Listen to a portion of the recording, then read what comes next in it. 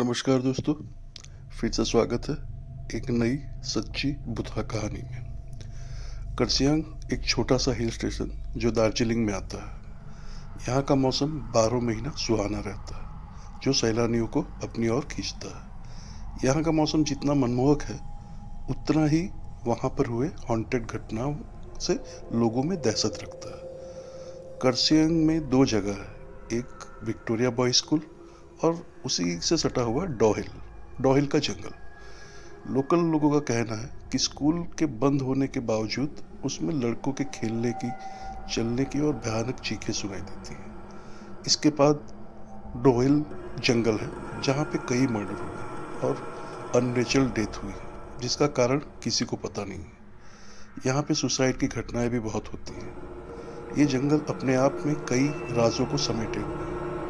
ये जंगल इतना घना है कि दिन में भी आप रात का अनुभव कर सकते हैं। यहाँ पे एक रोड है, डॉहिल जंगल से फॉरेस्ट के ऑफिस तक जाता है, जिसे डेथ रोड कहा जाता है। यहाँ पे कई लोगों ने एक लड़के का भूत देखा है जिसका सर नहीं है। एक दिन जैनी को डॉहिल के बारे में पता चलता है और वो इंडिया आ जाती है डॉहिल की सच्चाई पता करने। जैनी हॉन्टेड जगहों पर जा जाकर उसके हॉन्टेड होने या न होने की सच्चाई कैमरे पे कैद करके सोशल मीडिया पर डाला करती थी। जैनी अपनी खोज रात को ही करती थी, लेकिन क्योंकि वो दिन को ही कार्सियांग पहुंच गई थी, तो उसने लोकल लोगों से डॉहिल के बारे में पूछना शुरू कर दिया। जैनी ने नोटिस किया कि डॉहिल के बारे में पूछते ही लोगों के चेहरे का रंग उड़ जा रहा था। एक आदमी ने उसे बताया कि वो कभी भी उस सरकटी लाश को नहीं देख पाएगी और वो यहाँ से वापस चली जाए।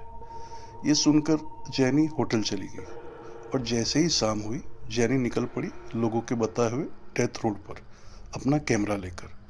अचानक से ठंड बढ़ने लगी। जैनी ने अपने कैमरे में उस जगह के बारे में बताते हुए आगे बढ़ रही थी कि उसका पैर किसी चीज से टकराया और वो गिर पड़ी। जैनी को लगा शायद रास्ते में पड़ी हुई कोई लकड़ी या पत्थर से टकराई होगी, लेकिन वो जैसे ही उठकर पीछे मुड़ी तो उसने देखा कि उसके पैर किसी पत्थर या लकड़ी से नहीं बल्कि किसी के पैर से टकराया था, और देखते ही देखते वो पैर जंगल के अंदर चला गया, जैसे किसी ने उसे खींच के जंगल की ओर ले गया। जैनी इतना तो समझ गई थी कि डॉहिल को हॉन्टेड होने का जो टैग मिला है वो सच है। अब जैनी को डर लगने लगा, लेकिन उसकी छानबीन अभी पूरी नहीं हुई थी। किसी तरह हिम्मत जुटाकर वो डेथ रोड पर आगे बढ़ती रही।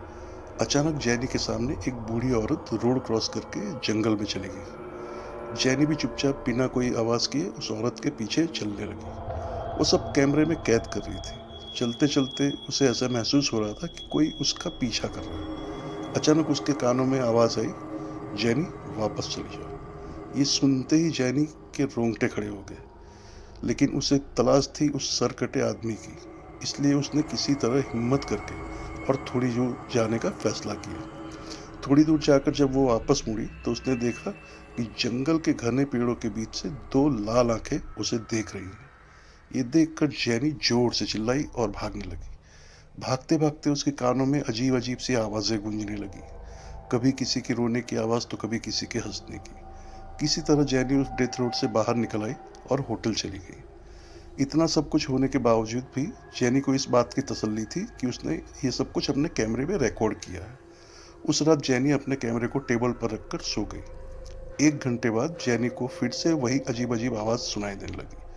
जब उसकी आंखें खुली तो वो सरकटा भूत उसके सामने खड़ा था और उसके हाथ में कैमरा पकड़ रखा था।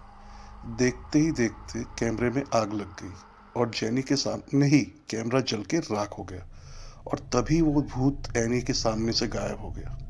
ये सब देखकर जैनी बेहोश हो गई। सुबह होटल वालों ने उसे उठाया।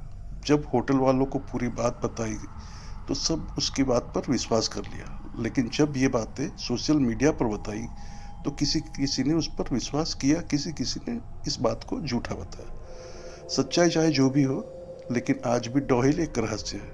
अगर आप भी दार्जिलिंग कभी घूमने जाओ तो डोहिल जरूर जाना। तो ये थी दोस्तों आज की कहानी। अगर अच्छी लगी